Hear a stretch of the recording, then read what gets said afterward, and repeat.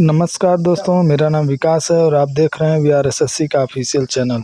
Friends, पिछले lecture में हमने राजीव पब्लिकेशन की कक्षा 9 की बुक का 10.1 का हमने 1 से 5 तक के सवाल हल किए थे।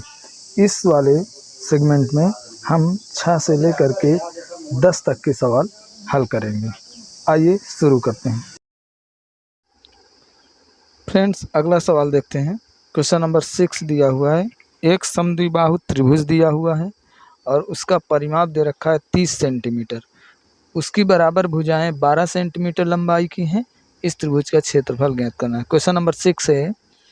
क्वेश्चन में ऑलरेडी बता चुका है कि जो हमारे पास एक त्रिभुज दिया है वो समबाहु त्रिभुज है। कैसा त्रिभुज है? समबाहु त्रिभुज है। तो समद्विबाहु त्रिभुज दिया हुआ है। समद्विबाहु त्रिभुज में दो भुजाएं बराबर होंगी। तो सबसे पहले हम दोनों भुजाओं को हम बराबर कर लेते हैं। दोनों भुजाएं बराबर करेंगे, मतलब ये भुजा मान लो ये भुजा बराबर हैं, तो ये दोनों भुजाओं की माप ऑलरेडी दे रखा है। ये अगर 12 है तो ये भी 12 ही होगा, ठीक है। और ये वाली भुजा हमारी गायब कर रखा है और इसका परिमाप जो दे रखा है इसने, तो परिमाप बराबर दे रखा है 30 सेंटीमीटर। कितना दे रखा है? 30 सेंटीमीटर। अब बच्चों ये बताइए, जब दो भुजाओं की माप ऑलरेडी इसने 30 सेंटीमीटर दे रखा है और दो भुजाओं में तीनों भुजाओं का माप 30 सेंटीमीटर दे रखा है, तो आप खुद बताइए यहाँ पे 12 ऑलरेडी हो जाए 24, यानी कि 6 ये बचेगा। अगली भुजा कौन सी होगी? 6 सेंटीमीटर की होगी। तो यहाँ पर देखिए कैसे निकला। इन दोनों को हम जोड़ लेंगे तो 12 दूनी 24। ये गायब वाली भुजा है, यानी कि ये दिया ही नहीं है, तो 24 6 30, 6 ही तो बाकी था, तभी तो 30 होगा। 30 क्यों होगा? क्योंकि परिमाप जो होता है वो तीनों भुजाओं का योग होता है। तो तीनों भुजाओं का जोड़ ही 30 के बराबर होना चाहिए था। मतलब a प्लस b बराबर कितना होना चाहिए? 30 होना चाहिए था। तो यहाँ पर 12 दिया था, तो 12 ये हुआ, पर प्लस 20 b हुआ बराबर 30 हुआ। 12 दूनी 24 हुआ, प्लस b बराबर यहाँ पर 30 हुआ। अब देखिए यहाँ पर 24 b जो है, तो ये 24 उधर जाएगा, 30 माइनस 24 यानी कि 6। b का मान कितना आ जाएगा? यहाँ पर 6 आ गया। अब बच्चे यहाँ पर देखिए, अब देखिए यहाँ पर b का मान आ चुका है हमारे पास ऑलरेडी। इस b का मान जो आया हुआ है, भुजा पता चल गई ये भी कौन सी है, कितनी है, सेंटीमीटर में ही होगी ये भी। अब हम चलते हैं परिमाप की तरफ। तो हमारे पास परिमाप s बराबर क्या है? a plus b plus c बटे 2। परिमाप में यही तो हम लिखते हैं। तीनों भुजाओं का योग ऑलरेडी यहाँ पर 30 दे रखा है, यानी कि 30 बटे 2। 30 बटे 2 होगा, यानी कि ये 15 आ जाएगा। 30 बटे 2 यानी कि 15 ही तो आएगा। अब हम डेल्टा निकाल देते हैं। डेल्टा क्या है? अंडर रूट, यहाँ पर देखिए एस माइनस ए, एस माइनस बी और एस माइनस सी। तो यहाँ पर देखिए अगले स्टेप में हम यहाँ पर देखिए a plus B plus C by 2 में ही देखिए यहाँ पर 15 लिखेंगे। 15 माइनस 12 लिखेंगे, फिर 15 माइनस 12 लिखेंगे और यहाँ पर 15 माइनस 6 लिख देंगे। अगले स्टेप में 15 को हम लिख सकते हैं, इस 15 को लिख सकते हैं 3 गुणे 5 लिख सकते हैं, और इस 15 में 12 चले जाएंगे तो यहाँ पर 3 बचेगा। इस 15 में 12 जाएंगे तो यहाँ पर भी 3 बचेगा, और इस 15 में 6 जाएंगे तो 9 बचेगा। 9 को हम 3 गुणे 3 लिख सकते हैं, क्योंकि यहाँ पर 9 बचेगा, 15 में से 6 जाएंगे, तो देखिए यहाँ 3 गुणे 3 हम इसको लिख सकते हैं, ठीक है। एक जोड़ा यहाँ बनेगा, एक जोड़ा यहाँ बनेगा। अब इनमें से देखिए 3 2 बार बाहर आएंगे, 3 गुणे 3 बाहर आ जाएगा, और अंदर जो है वो हमारा 15 नहीं निकल पाएगा। 5 और 3 नहीं निकल पाएंगे, दोनों का गुणा करके ये अंदर वैसे ही लिख दिया जाएगा। अब अगले स्टेप में देखिए, इसी को हम लिख सकते हैं 9 रूट 15 सेंटीमीटर स्क्वायर। क्या इतना समझ में आया बच्चों? चलिए अब चलते हैं 7वें सवाल की तरफ। 7th नंबर का सवाल देखते हैं।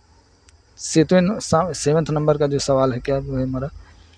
किसी समकोण त्रिभुज के आधार व कर्ण की लंबाई क्रमशः 5 सेंटीमीटर 13 सेंटीमीटर है, तब इसका क्षेत्रफल बताइए। सबसे पहले बात हम इसमें बता दिया है कि जो त्रिभुज है हमारा वो समकोण त्रिभुज है। तो समकोण त्रिभुज जानते हैं बच्चों, कुछ इस तरह से बनता है। ये वाला जो आपका कोण होगा ये क्या होगा? 90 अंश होगा, ठीक है। ये 90 डिग्री का कोण होगा। ये ए है, ये बी है, ये सी है, ये वाला जो भुजा है हमारी, ये आधार है और ये हमारा लंब है और ये कर्ण है, ये भुजा कर्ण है। अब देखिए कर्ण भुजा ऑलरेडी इसने दे रखा है, कितना दिया हुआ है, कर्ण बराबर इसने दे रखा है 13, कर्ण बराबर इसने 13 दिया हुआ है और आधार बराबर इसने 5 दे रखा है। तो सिंपल सी बात है, लंब निकालने के लिए क्या करना पड़ेगा, इस बड़ी भुजा से इस छोटी भुजा के वर्ग को घटा देते हैं, क्योंकि हमने पढ़ा भी है लंब का स्क्वायर प्लस आधार का स्क्वायर बराबर कर्ण का स्क्वायर, हमने ऐसे पढ़ा है। इसी वाले सवाल पे देखिए हम पुनः इसमें अगले स्टेप में यहाँ पर देखिए बच्चों, कर्ण की जगह पर हम लिखेंगे, कर्ण की जगह पर देखिए लिखेंगे 13, 13 का स्क्वायर बराबर, अगले स्टेप में देखिए यहाँ पर लिखेंगे 5 का स्क्वायर प्लस लंब का स्क्वायर, हम यही तो लिखेंगे। 13 169 होता है 13 का, और यहाँ पर ये 25 हो जाएगा और यहाँ पर ये लंब हो जाएगा इसका स्क्वायर। 169 में से 25 चले जाएंगे तो बचेगा लंब का स्क्वायर, यानी कि यहाँ से चला जाएगा तो बचेगा 144, 144 से बचेगा भाई, 9 में से 5 जाएंगे 4, 6 में से 2 जाएंगे 4 ऑलरेडी। तो देखिए यहाँ पर लंब ही बचेगा और इधर का वर्ग हटाने के लिए हम दोनों पक्षों का क्या कर देते हैं, वर्ग कर लेते हैं। दोनों पक्षों का वर्ग करेंगे तो ये 12 आएगा और ये इधर ये लंब आएगा। ठीक है, अब देखिए बच्चों यहाँ पर इतना होने के बाद हमें भुजा भी मिल गई है। ठीक है, तो अब हमें डेल्टा भी तो पता होना चाहिए, तो यहाँ पर लिखेंगे समकोण त्रिभुज का क्षेत्रफल बराबर 1/2 गुणे आधार गुणे ऊंचाई, इसी को हम लंब बोलते हैं। ठीक है, तो यहाँ पर लिखेंगे 1/2 गुणे आधार कितने, यहाँ पर 5 है और ऊंचाई कितनी दिया हुआ 12, 2 से हम 12 को काटेंगे तो 6 बार में कटेगा, इसी को जब हम लिखेंगे तो 6 पंचे ये 30 हो जाएगा, 30 सेंटीमीटर का स्क्वायर। ये 7वां सवाल था। चलिए अब 8वें सवाल में चलते हैं। क्वेश्चन नंबर 8 देखते हैं बच्चों। क्वेश्चन नंबर 8 में दिया हुआ है समबाहु त्रिभुज का क्षेत्रफल ज्ञात कीजिए जिसकी भुजा की लंबाई 20 सेंटीमीटर हो, 20 मीटर हो, साथ ही इसकी ऊंचाई भी ज्ञात कीजिए। बच्चों अभी इस वाले सवाल में देखिए, आप खुद समझिए, ये समबाहु त्रिभुज है। समबाहु त्रिभुज यानी कि तीनों भुजाएं इसकी कैसी होंगी, एक माप की होंगी। जब तीनों भुजाएं एक माप की होंगी तो यहाँ पर कितना दिया हुआ है, भुजा की लंबाई यहाँ पर 20 दिया हुआ है, तो 20 ये है अगर, तो 20 ये भी होगा, 20 ये भी होगा। और अगर हम देखिए इसका क्षेत्रफल की बात करें तो समबाहु त्रिभुज का क्षेत्रफल जो होता है वो होता है √3/4 गुणे भुजा स्क्वायर होता है, आपने ये तो पढ़ा ही होगा। अब यहाँ पर देखिए अगले स्टेप में यहाँ पर √3/4 लिखा जाएगा गुणे 20 का स्क्वायर लिखा जाएगा। जब 20 का स्क्वायर लिखा जाएगा तो आप देख सकते हैं √3/4 वैसे ही लिखेंगे जैसे लिखा है, और 20 को हम लिखेंगे 400 लिखा जाएगा। 4 से इसको हम डिवाइड कर देंगे तो ये बन जाएगा 1, यानी कि 0, 100 बार में कटेगा। 100 चौके 400 होता है ना, 4 से बाहर हम भाग कर सकते हैं, 400 में 4 का 100 बार में आ जाएगा। तो यहाँ पर बन जाएगा 100√3 मीटर का स्क्वायर। अब देखिए बच्चों यहाँ पर इसने ऊंचाई भी पूछा है, तो यहाँ पर लिखेंगे ऊंचाई के लिए, ऊंचाई के लिए क्या करेंगे, समबाहु त्रिभुज का पहले चित्र बनाएंगे। हमारे पास समबाहु त्रिभुज का जो चित्र है वो कुछ इस तरह है, आप देख सकते हैं। इस समबाहु त्रिभुज की ऊंचाई के लिए जो चित्र बना है वो कुछ इस तरह बराबर माप का होगा। अगर देखिए 20 ये है तो 20 ये भी होगा, 20 ये भी होगा, सिंपल सी बात है। तो यहाँ पर बच्चों देखिए इस त्रिभुज में जब हम इसके बीच से लंब डालेंगे एक ऐसे, तो ऊंचाई तो यही होगी, यही रेखा ऊंचाई होगी हमारी। तो जब ये रेखा 20 से डालेंगे तो यहाँ पर 10 बचेगा, 10 यहाँ बचेगा, यानी कि ये टोटल 20 जो हमारा है वो 10 10 में विभाजित हो जाएगा। और यहाँ पर जो त्रिभुज बनेगा, अब कोण बनेगा वो समकोण बनेगा, 90 अंश बनेगा। तो किसी एक त्रिभुज को ले लेते हैं, मान लेते हैं ए बी सी में इस डी को ले लेते हैं, ए बी डी से, त्रिभुज ए बी डी से, त्रिभुज ए बी डी से चलते हैं। अब देखिए यहाँ पर इस वाले भुजा पर ये जो 90 डिग्री का कोण बना है, एक भुजा यहाँ पर 20 दी हुई है, एक भुजा यहाँ पर 10 मिल गया है, लेकिन ये एच हमको पता नहीं है, बीच वाली रेखा कितनी है ये चीज़ हमें पता नहीं है। तो इसी को देखो हम बोलते हैं लंब रेखा। क्या बोलते हैं? लंब रेखा। लंब रेखा का स्क्वायर प्लस इस आधार रेखा का स्क्वायर बराबर होता है कर्ण रेखा का स्क्वायर, यानी इस कर्ण का स्क्वायर, यही तो होता है। तो लंब के लिए हम एच स्क्वायर ही लिखेंगे जैसे लिखा है उसमें। आधार के लिए अब यहाँ पर 10 हो गया है तो 10 का स्क्वायर लिखेंगे, और कर्ण के लिए 20 का स्क्वायर लिखेंगे। 20 का 400 हो जाएगा, 20 20 में 400 होता है, 10 दाम 100 इधर हो जाएगा, एच स्क्वायर इधर हो जाएगा, प्लस लिखेंगे। तो एच स्क्वायर बराबर ये 100 उधर चले जाएंगे तो 400 में से 100 चला जाएगा, क्योंकि ये धनात्मक चिन्ह के साथ है यहाँ पर, जब दूसरी तरफ जाएगा तो ऋणात्मक चिन्ह हो जाएगा, यानी कि 400 माइनस 100 हो जाएगा, यही 300 में आ जाएगा। और इसी 300 को हम लिख सकते हैं 3 गुणे 10 गुणे 10 लिखा जा सकता है, 3 धाम 30, 30 धाम 300, तो ये एच स्क्वायर आ जाएगा। अगले स्टेप में बच्चों देखिए, इस जो एच स्क्वायर है यानी कि एच को बचा लेंगे, और यहाँ पर ये देखिए 3 गुणे 10 गुणे 10 हो जाएगा। यहाँ पर जोड़ा बन रहा है तो 10 यहाँ पर बाहर निकाल लेंगे और √3 बाहर अंदर ही रह जाएगा, सेंटीमीटर। ये ऊंचाई आ जाएगी। क्या आएगी? ऊंचाई। यही आपका क्या हो जाएगा? आंसर हो जाएगा। क्वेश्चन नंबर 9 देखिए। अब यदि समबाहु त्रिभुज का परिमाप 60 मीटर हो तो उसका क्षेत्रफल बताइए। इस दशा में सबसे पहले हम समबाहु त्रिभुज बनाएंगे। क्वेश्चन नंबर कौन सा है पहले देख लेते हैं। क्वेश्चन नंबर हमारा जो है ये 9 है। क्वेश्चन नंबर 9 में सबसे पहले हम इसका एक चित्र बनाते हैं। चित्र बनाने के दौरान एक समबाहु त्रिभुज बनाएंगे, यानी कि जिसकी तीनों भुजाएं कैसी हों? बराबर हों। अगर ये ए है तो ये भी ए होगा और ये भी ए होगा। और इसका हमारा जो भुजा दिया, परिमाप दिया है, इसका परिमाप दिया है यहाँ पर। भुजा हमने माना प्रत्येक भुजा बराबर ए है, ठीक है। तो इसी तरह परिमाप बराबर यहाँ पर ऑलरेडी दिया है। परिमाप कितना दे रखा है? 60 दे रखा है। परिमाप क्या होता है? इन तीनों भुजाओं का योग होता है, यानी कि ए प्लस ए होगा, और बराबर ये 60 हो जाएगा। क्या इतना समझ में आया? यहाँ पे देखिए 1 2 3, यानी कि 3a बराबर 60 होगा। 3 से जब हम इसको डिवाइड करेंगे तो a बराबर 20 आ जाएगा, यानी कि भुजा की माप कितनी आई?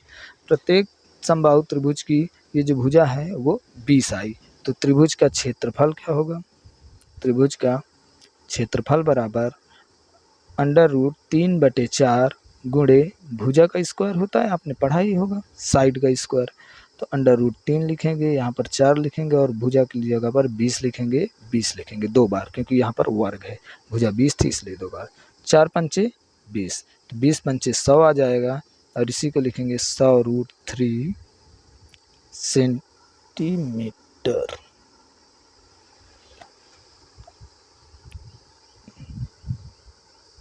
मीटर का स्क्वायर। क्वेश्चन नंबर 9 भी यहाँ से होगा बच्चों। अब क्वेश्चन नंबर 10 पर चलते हैं। क्वेश्चन नंबर 10 आपका कह रहा है, क्वेश्चन नंबर 10 में देखिए कह रहा है, यदि समद्विबाहु त्रिभुज का परिमाप 11 सेंटीमीटर हो व एक असमान भुजा की लंबाई 5 सेंटीमीटर हो, तब त्रिभुज का, उधर है ना, देखो आप देख सकते हैं क्वेश्चन नंबर 11 में लिखा हुआ है, इस त्रिभुज का क्षेत्रफल ज्ञात कीजिए जिसकी भुजाएं क्रमशः 12 सेंटीमीटर हों। क्वेश्चन नंबर 10, यदि समद्विबाहु त्रिभुज का परिमाप 11 सेंटीमीटर हो व एक अन्य असमान भुजा की लंबाई 5 सेंटीमीटर हो, तब त्रिभुज का क्षेत्रफल ज्ञात कीजिए। क्वेश्चन नंबर 10 में देखिए लिखा हुआ है, सबसे पहले हम एक समद्विबाहु त्रिभुज बनाते हैं। समद्विबाहु त्रिभुज का मतलब है यहाँ पर समान दो भुजाओं वाला एक त्रिभुज। तो सबसे पहले एक समद्विबाहु त्रिभुज बना लेते हैं। समद्विबाहु त्रिभुज में मान लेते हैं ये भुजा और ये भुजा बराबर है। तो इस दशा में अगर हम इसको 3 मान रहे हैं तो यहाँ पर 3 ये भी हो जाएगा, ठीक है। तो ये हमारा 5 हो जाएगा।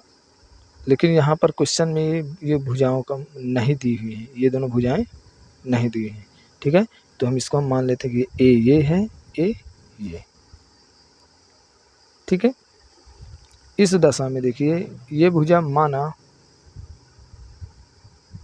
2 समान भुजाएं क्रमशः a, सेंटीमीटर है। तो यहाँ और दूसरी भुजा जो दी हुई है वो ऑलरेडी यहाँ पर 5 दिया ही है। तो परिमाप बराबर यहाँ पर दिया हुआ है 11 सेंटीमीटर दे रखा है। और इन्हीं तीनों भुजाओं का योग ही तो 11 के बराबर होगा, यानी कि a + 5 बराबर 11।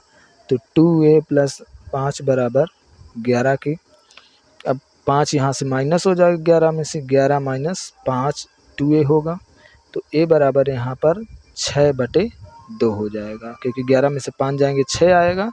और ये जो 2 है गुणे में है, यहाँ पर ये भाग में चला 2 3 है 6, यानी कि a बराबर आपका यहाँ कितना आ जाएगा 3 आ जाएगा।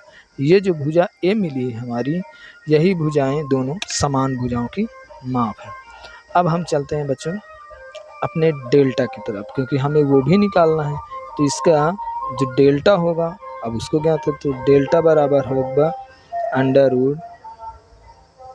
√ s - a s - b और s - c। अगले स्टेप में हम लिखेंगे s कहाँ पर है, s जो निकला है वो s होगा, यहाँ पर देखिए s बराबर होगा परिमाप बटे 2, यानी कि 11/2। 11 परिमाप यहाँ पर दिया है और 2 इसका भाग दिया हुआ है, जो यहाँ पर नंबर दे रखा है ऑलरेडी। तो अगले स्टेप में लिखेंगे 11/2 - 3 आया हुआ है, 11/2 - 3। और यहाँ पर देखिए 11/2 - का 5 दिया हुआ है। 2 भुजाएं समान थी इसलिए 3 हुआ, एक अलग थी। अगले स्टेप में जब हम इसको सॉल्व करेंगे तो ये 11/2 ही आएगा, गुणे यहाँ पे देखिए 2 तिहाई 6। जब इनका लासा लेके हर बराबर करेंगे तो 2 तिहाई 6, 11 में 6 जाएंगे 5/2 आएगा, गुणे सेम नंबर है तो 5/2 आएगा और गुणे 1/2 आएगा, क्योंकि 2 पंचे 10 हो जाएगा, 11 में से 10 चले जाएंगे 1/2 आ जाएगा लासा लेने पर। हर बराबर करेंगे यहाँ पे देखिए यहाँ पर 2 यहाँ पर नीचे मिल रहा है, 2 यहाँ पर नीचे मिल रहा है, यानी कि 1/2 यहाँ मिलेगा बाहर, इसमें भी 1/2 है, 1/2 यहाँ, 1/2 1/2 ये सब में है ना। और ये ऊपर के नंबर तो है ही जो है। तो 1/2 एक बार यहाँ से निकला, गुणे 1/2 एक बार से निकला, और अंदर क्या बचेगा 11 बचेगा, गुणे 5 बचेगा, गुणे 5 बचेगा, गुणे 1 बचेगा। अब आप यहाँ देखिए 5 भी मिल रहा है तो 5 भी निकाल लेते हैं, और 2 दूना 4 हो जाएगा नीचे, और अंदर बचेगा √11। आपका सेंटीमीटर में यही आंसर हो जाएगा। फ्रेंड्स, इसी प्रश्नावली 10.1 का 11 से लेकर के 15 तक के सवाल हम नेक्स्ट वीडियो में सॉल्व करेंगे। तब तक के लिए देखते रहिए VRSSC का ऑफिशियल चैनल। धन्यवाद।